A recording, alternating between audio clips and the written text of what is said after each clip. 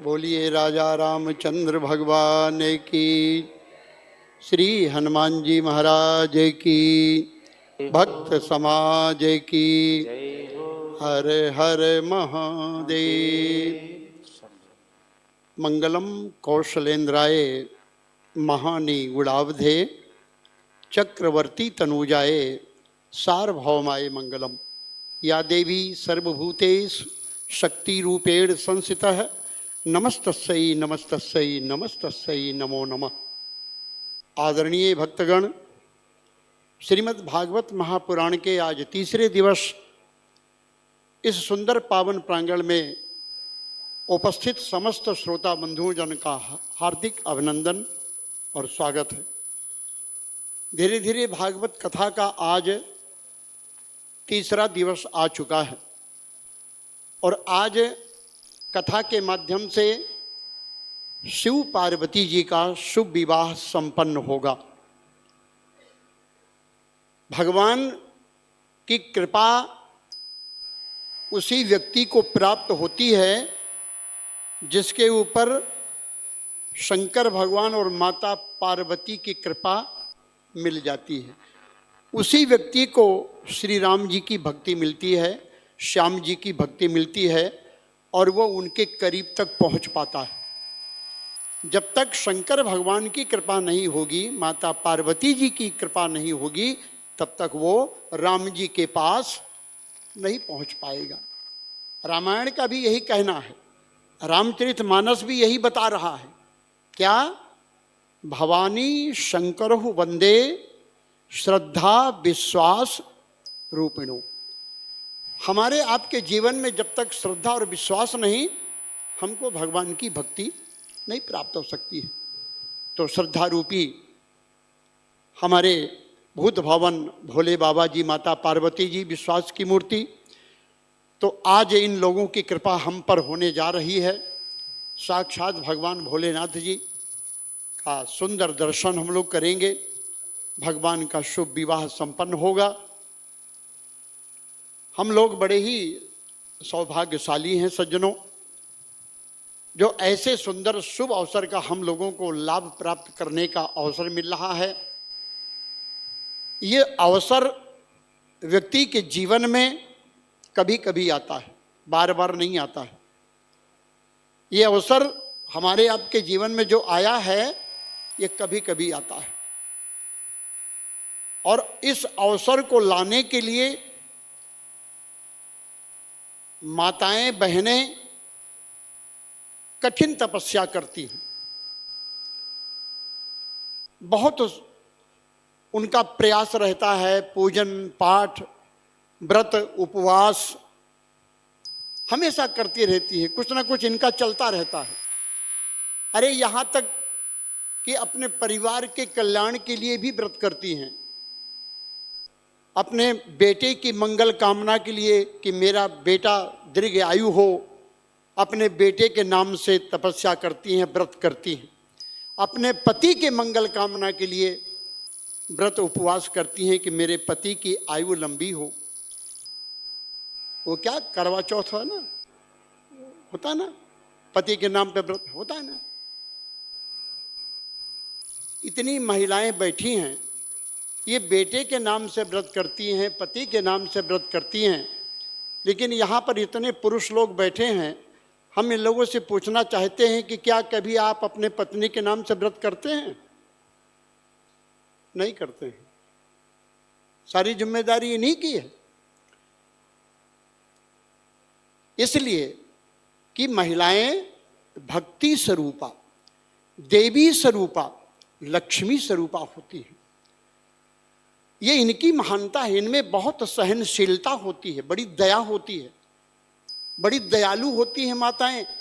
बात करने लगेंगी तो बात करते करते 1 मिनट में रोने लगेंगी। अभी कहीं से कोई महिलाएं आएंगी आपस में बात, अभी किसी के नैहर से, किसी की पिहर से कोई महिलाएं, हाँ बहन क्या हुआ, अच्छा अच्छा अच्छा अच्छा, वो मेरा वो कटहल का जो पेड़ था उसमें आपकी कटहल फड़ा नहीं फड़ा, अच्छा। बात करते करते रोने लगी। तो रोने में और हंसने में इनको टाइम नहीं लगता है। इतनी दयालु होती हैं, बड़ा मुलायम इनका दिल होता है। और रोना, एक बात हमें याद आ गई कि कुछ लोगों की सूरत ही होती है रोने जैसी। एक सज्जन से हमने पूछा, बैठे थे, हमने कहा भैया ये यहाँ आते हैं, कथा में बैठते हैं, तो यहाँ तो सब हंसते रहते हैं, ताली बजाते हैं, लेकिन इनको हम देखते हैं तो जैसे कोई तकलीफ, कोई कष्ट है, ये क्यों रोते हैं? तो हमसे उन्होंने कहा नहीं महाराज जी, आप नहीं समझे, ये रोते नहीं, इनकी सूरत ही ऐसी है। इनकी सूरत ही ऐसी है कि जब आप देखोगे। अच्छा, कुछ लोग ऐसे भी होते हैं कि कमी किसी चीज की नहीं, रुपया पैसा, घर मकान, बेटा बेटी, सारी व्यवस्था, लेकिन जब आप उनसे मिलेंगे कि कहिए सेठ जी क्या हाल है, अरे भैया क्या बताऊं, रोनी सूरतें रोती ही रहेंगी हरदम, रोनी सूरतें रोती ही रहेंगी हरदम, और जन्म हमने लिया है हंसने हंसाने के लिए, आए दुनिया में है हम मौज उड़ाने के लिए। है ये दुनियादारी में नहीं, जब तक हैं ठीक है, सबसे मतलब है, लेकिन विशेष रूप से हमें अपने धर्म से मतलब।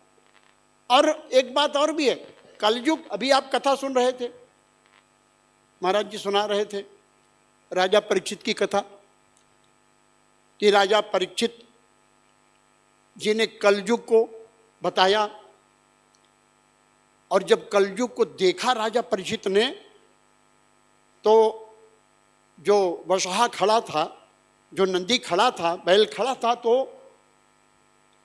वो गौ माता वहाँ पर थी, और राजा परीक्षित ने देखा तो उसके 3 चरण टूटे हुए थे, एक ही चरण पे वो खड़ा था।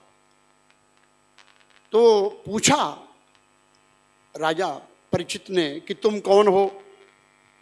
तो पृथ्वी माँ ने कहा गौ के रूप में कि मैं पृथ्वी हूं, मेरे ऊपर बड़ा अत्याचार हो रहा है, दुनिया का भार मैं सह रही हूं, कोई कितना भी कुछ करता है मुझे कोई कष्ट नहीं होता है, लेकिन मेरे ऊपर जब बाल हत्या होने लगता है, नारियों का अपमान होने लगता है, गऊ के ऊपर अत्याचार होने लगता है, तो मुझसे सहा नहीं जाता है।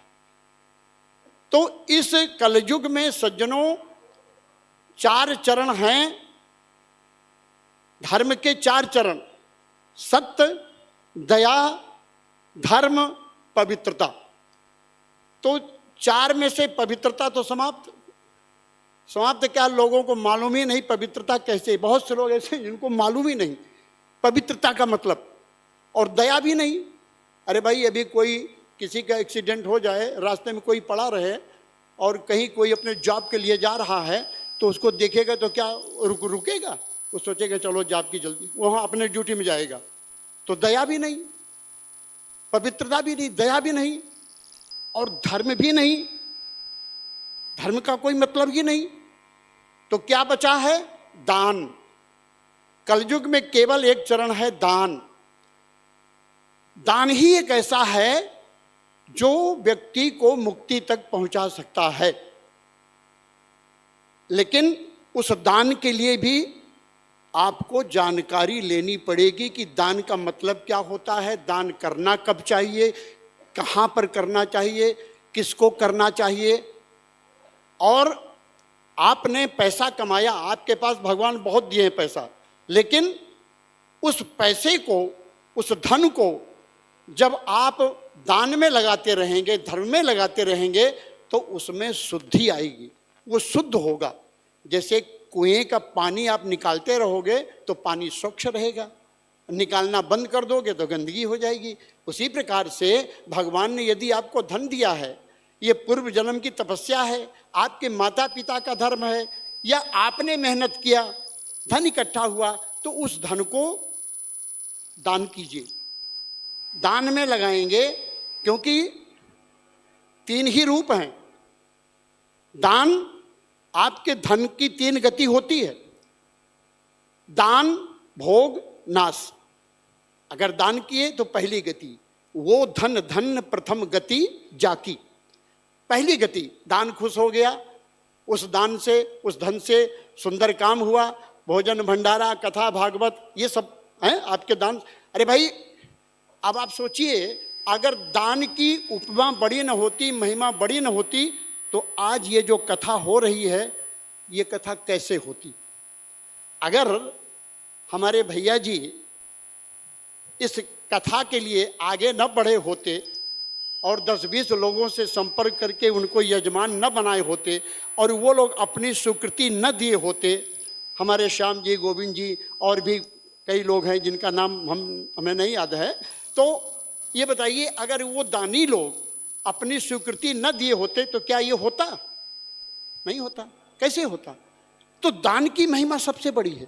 सबसे पहला दान तो हमारे वशिष्ठ मठ, लिंगायत समाज वशिष्ठ मठ, ये पूरी व्यवस्था उन्होंने दे दिया फ्री में।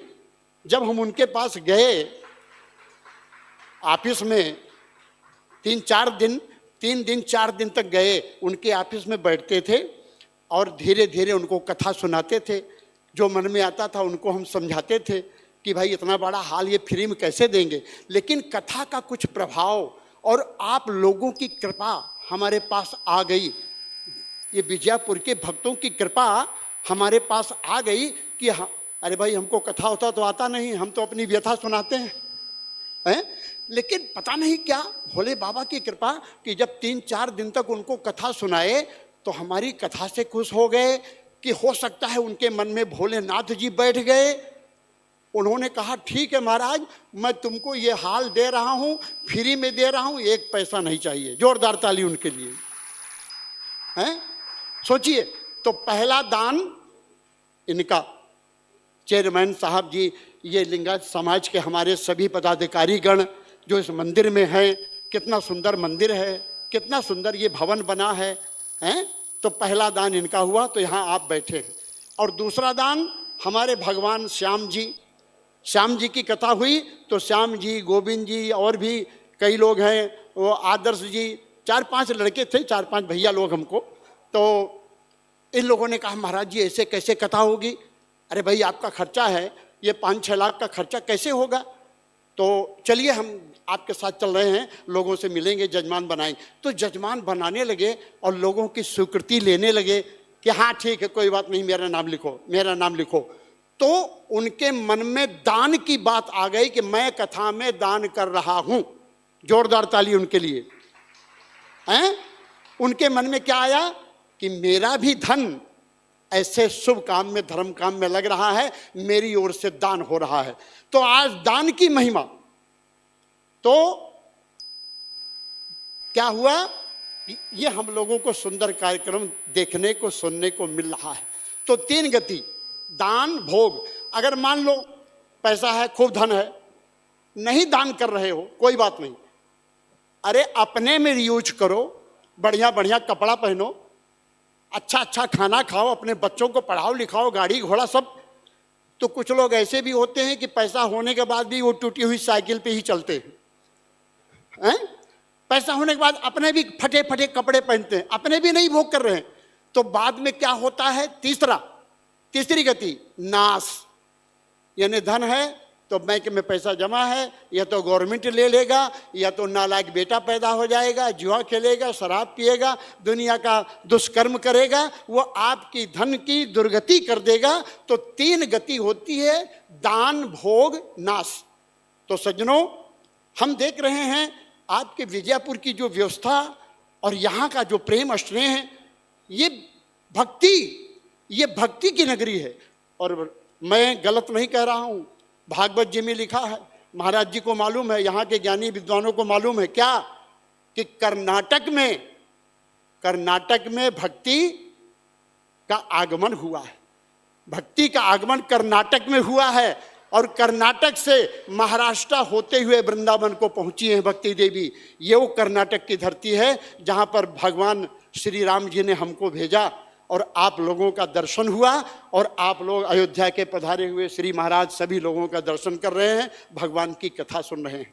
तो सज्जनों, ये मामूली इसको मत समझिए, हाँ ये सहज में नहीं मिला, इसको पाने के लिए आपकी तपस्या, आपका जो प्रेम भक्ति, ये धीरे धीरे इकट्ठा हुआ, तब आपको मिला। अभी कथा का प्रसंग चल रहा था, भीष्म पितामह जी पड़े हुए हैं बाणों की सैया पर, बाणों की सैया में पड़े हैं लेकिन मर नहीं रहे हैं।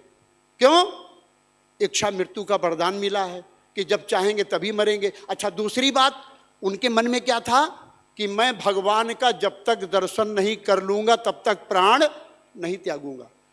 और अर्जुन के साथ भगवान गए और उनके बड़े भैया धर्मराज जी युधिष्ठिर भी गए, और जब अर्जुन को देखे, युधिष्ठिर को देखे और भगवान को नहीं देखे, तो अर्जुन से भीष्म पितामह जी पूछते हैं कि क्यों अर्जुन, अरे तुम्हारा वो सखा नहीं आया?